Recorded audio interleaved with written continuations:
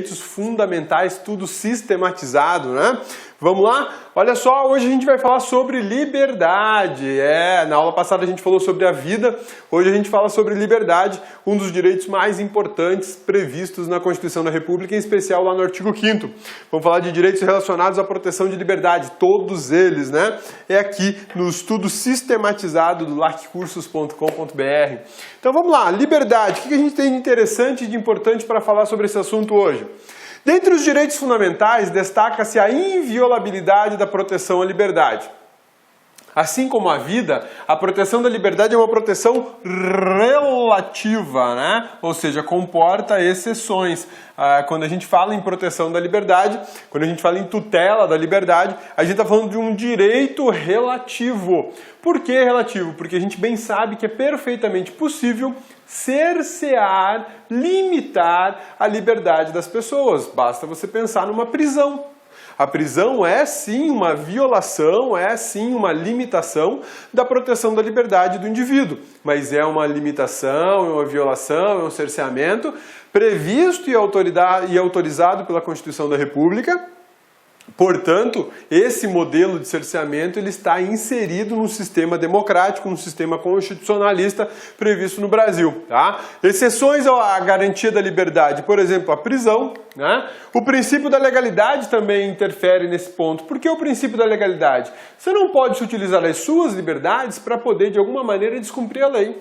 Você tem liberdade de pensamento, tem liberdade de expressão, mas a tua liberdade não pode contrariar dispositivo legal, muito menos dispositivo constitucional. Hoje cedo, quando eu vinha para Brasília, eu ouvi na rádio falando o seguinte, que movimentos populares de apoio ao governo federal vão iniciar neste final de semana e na semana seguinte bloqueio de estradas importantes no país como uma forma de protesto ao impeachment da atual presidente da República, a presidente Dilma. Isso tem a ver com liberdade? Vamos lá, o que você acha? Isso tem a ver com liberdade? Será que a gente está falando o bloqueio, olha só, bloqueio de uma BR, por exemplo. Bloqueio de uma BR, uma rodovia, né? Bloqueio de rodovias. Vamos colocar a rodovia que fica melhor, né? Bloqueio de rodovias.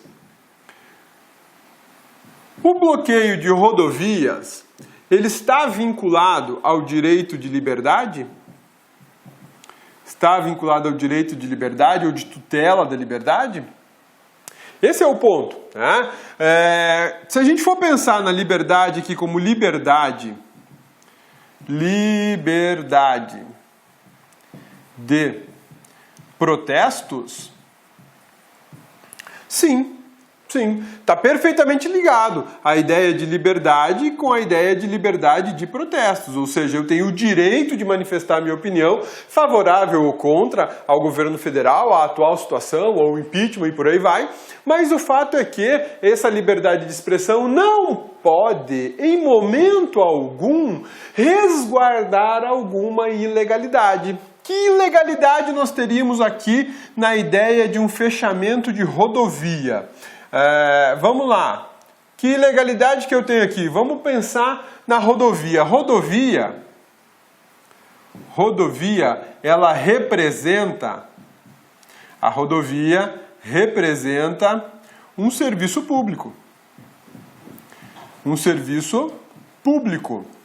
E todo serviço público está sujeito a um princípio administrativo super importante, que é o princípio da continuidade do serviço público. E aí eu te pergunto, será que eu posso, com um protesto sobre o argumento de exercício da liberdade de expressão, exercício da liberdade de manifestação, será que eu posso bloquear uma rodovia, interromper um serviço público? Complicado, né? À medida que você tem a liberdade de exercer seus direitos, em especial o direito de manifestação, esse seu direito de manifestação ele não pode, de forma alguma, limitar, por exemplo, a realização de um serviço público ou limitar o direito de ir e vir de outras pessoas, né? Porque aí você corre um risco enorme dessa liberdade se transformar numa ilegalidade. Né? Aí você pode pensar o seguinte, pô, mas então eu nunca vou poder fazer um protesto com efeito, paralisando uma rodovia, porque afinal de contas eu vou estar interferindo na liberdade de locomoção de outras pessoas. Vejam só, o bloqueio de rodovia não é algo, como é que eu posso dizer, admirável, né? Porque quando você bloqueia rodovias, você causa uma série de problemas, de caráter econômico, de caráter de saúde pública, de segurança pública. Então o bloqueio de rodovias não é o meio mais adequado, mais correto, digamos assim, de você manifestar. Mas é possível, perfeitamente possível, você exercer um bloqueio parcial. Sim, um bloqueio parcial. Se eu tenho duas pistas, por exemplo, libera uma. A outra pista fica bloqueada. Isso vai diminuir o fluxo de veículos, vai tornar tudo mais lento, mas você não interrompe o serviço público. Ah, mas e se for uma pista simples? Se for uma pista simples, de vai e vem, você interdita ela do mesmo jeito e garante a passagem de veículos só por uma das faixas de rodagem. Vai continuar causando tumulto, vai mostrar para todo mundo que você está indignado, que você está protestando e tal. Isso é o quê? Isso é o que a gente chama de ponderação, né? Proporcionalidade. Então a liberdade, ela é sim uma garantia, é um direito relativo. Ela é relativo. Via de regra, eu não posso, sob o escudo do direito de manifestação, bloquear uma rodovia para dizer que eu sou a favor ou sou contra o impeachment da presidente Dilma. Eu não posso fazer isso. Porque isso viola a liberdade de outras pessoas, isso viola a continuidade do serviço público, a necessidade de se garantir escoamento de grãos, escoamento de safra, transporte de pessoas doentes, transporte de passageiros e por aí vai. Então o meio liberdade de protesto, liberdade de expressão, liberdade de manifestação, não pode, em momento algum, cercear a liberdade de um outro cidadão. Por conta desse modelo de protesto, que ele é muito utilizado no Brasil, vem sendo muito utilizado no Brasil por manifestantes, integrantes de grupos populares, a gente tem uma situação muito interessante. O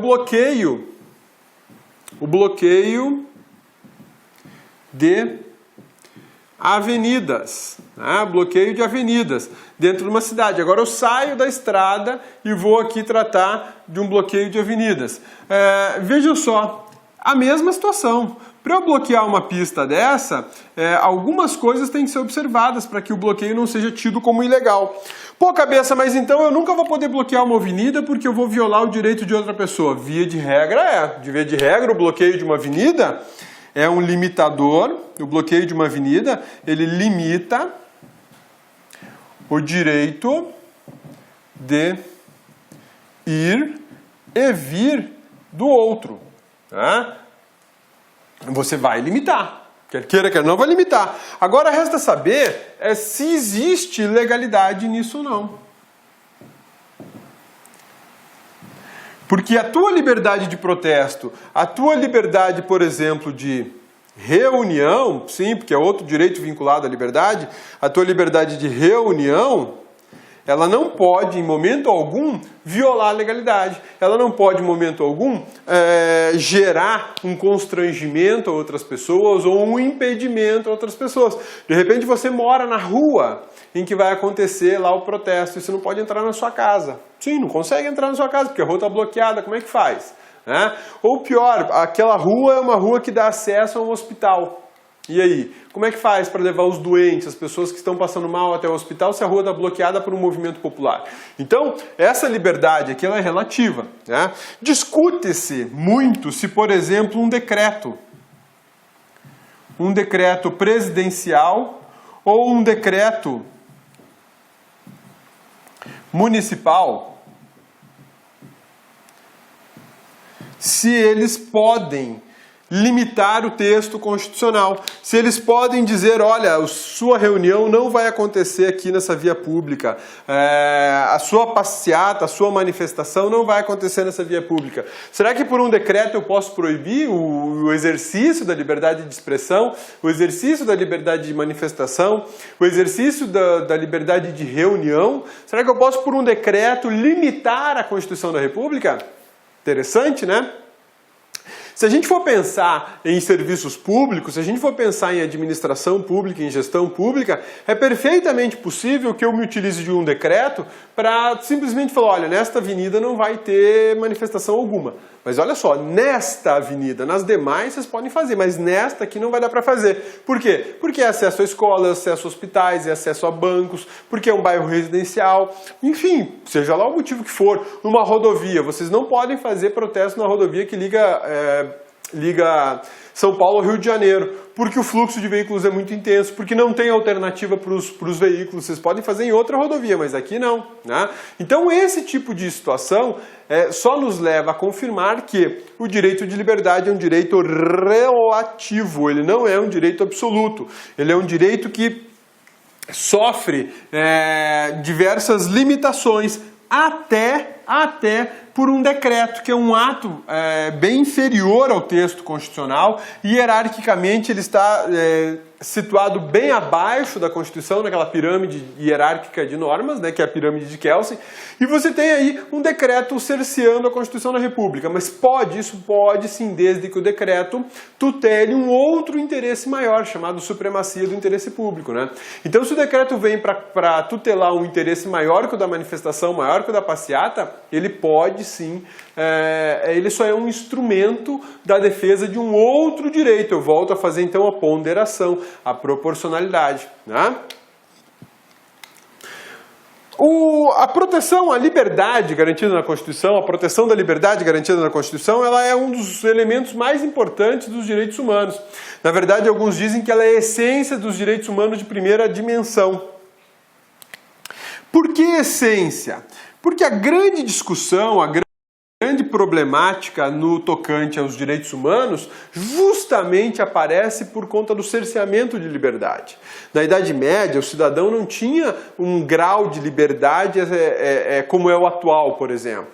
Essas pessoas que são chamadas de burgueses por aí, né? Algumas pessoas utilizam a expressão burguesa de forma pejorativa, né? Ah, fulano é burguês, burguesinho, burguesinha, né? Enfim. O burguês lá da Idade Média, ele foi um cara que arriscou o próprio pescoço para poder garantir a mim e a você, meu amigão, você também, bonitona, a liberdade de, por exemplo, se manifestar. A liberdade de locomoção, a liberdade de expressão, porque a liberdade era o grande valor da vida que era cerceado, que era desrespeitado na Idade Média. Então, as grandes revoluções da Idade Média, que deram origem aos direitos humanos de primeira dimensão, boa parte delas, o grande combustível foi isso aqui, ó, liberdade. Por isso que alguns doutrinadores falam que a essência dos direitos humanos de primeira geração é a liberdade individual, a liberdade do indivíduo. E se não fosse essa burguesia lá da Idade Média, hoje eu e você talvez não estivéssemos aqui para falar sobre direito constitucional e nem pudéssemos falar da Constituição como a gente fala, com tamanha liberdade de expressão, tamanha liberdade de raciocínio, de pensamento sobre os assuntos que tem aqui dentro, né? A liberdade foi um dos lemas da Revolução Francesa, né? Liberdade, solidariedade e fraternidade. Eram 3 pilares da Revolução Francesa, né? A liberdade, direitos humanos de primeira geração, e a gente chega depois num outro momento de solidariedade e fraternidade. São 3 fases, digamos assim, 3 status, né, dos direitos fundamentais. Este aqui, liberdade, foi o grande propulsor para todas essas reformas. O caput do artigo 5º fala em liberdade no sentido amplo, e isso é importante a gente frisar, porque quando a gente estuda lá a inviolabilidade da vida, da liberdade, da igualdade, da segurança e da propriedade, a impressão que se tem é que eu estou falando de liberdade como uma só liberdade. A liberdade de ir e vir, a liberdade de locomoção. Mas ali o termo é utilizado no seu sentido mais amplo possível. Eu estou falando de todo tipo de liberdade. Estou falando de liberdade de locomoção, estou falando de liberdade de pensamento, liberdade de manifestação, de expressão. Estou falando da liberdade de não fazer nada, que a gente chama isso de direito ao ócio. Direito ao ócio, eu tenho a liberdade de não fazer nada. Apesar de que isso é um pouco questionável, porque o Brasil, tendo em vista o modelo constitucional que nós adotamos, é extremamente importante que todo brasileiro seja economicamente ativo. Então a ideia da liberdade do ócio, ela sofre algumas, como é que eu posso dizer, reveses, né? Alguns ataques ou críticas. Justamente por isso, porque o Brasil precisa e exige que todo cidadão brasileiro seja economicamente ativo. Por que isso? Porque o Brasil é um país capitalista, quer queira, quer não, o Brasil é um país capitalista. O Brasil respeita o capital e vive do capital, né? Em sentido estrito, liberdade possui diversos aspectos. Como eu disse para vocês, a liberdade de ir, de vir, liberdade de expressão, de manifestação, de pensamento e por aí vai.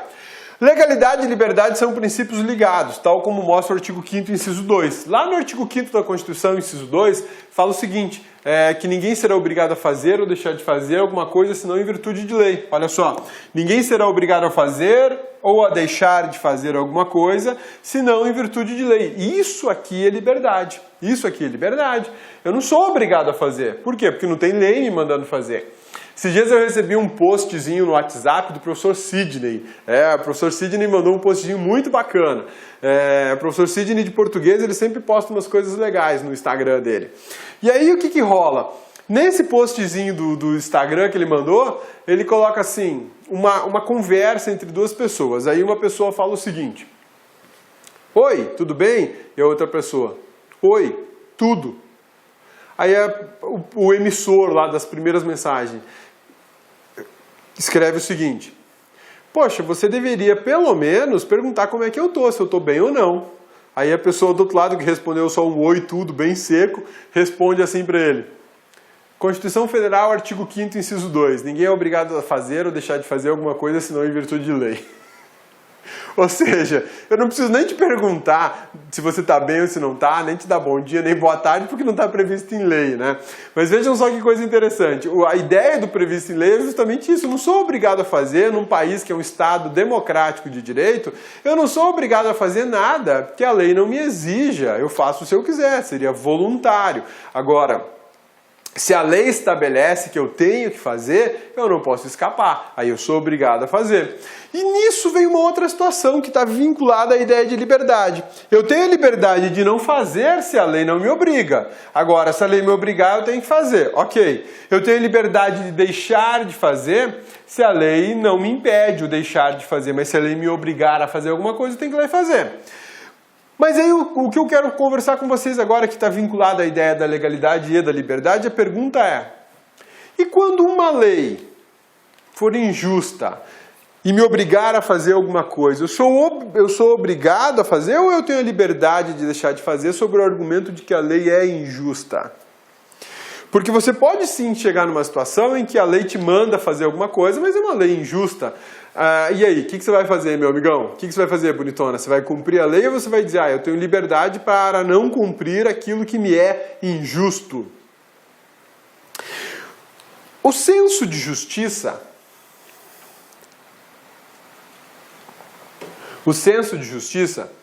ele é um tanto volátil e ele se modifica. Ele é quase que individual. O que você entende por justiça, eu não entendo. O que eu entendo por justiça, você não entende que é justiça. Isso faz parte do mundo em que nós vivemos. O senso de justiça para uns é uma coisa, para outros é outra. Isso é normal, isso é do ser humano, isso é da sociedade. Então eu não posso deixar de fazer alguma coisa dizendo que a norma é injusta. Se a norma existe, se ela é constitucional, se ela me impõe uma obrigação qualquer que seja, eu não posso simplesmente deixar de cumpri-la porque eu entendo que ela é injusta. Mas você pode parar, pô, cabeça, mas é injusta mesmo. Tudo bem, mas o que é uma norma injusta? Esse é o ponto. Talvez o que você pense como injusto, eu não pense que é injusto e vice-versa. Vou te dar um exemplo. O imposto de renda de 27,5% sobre aquilo que você ganha, para mim, é mais do que injusto. Para mim é um absurdo, é um assalto, é um roubo, é uma monstruosidade. Né?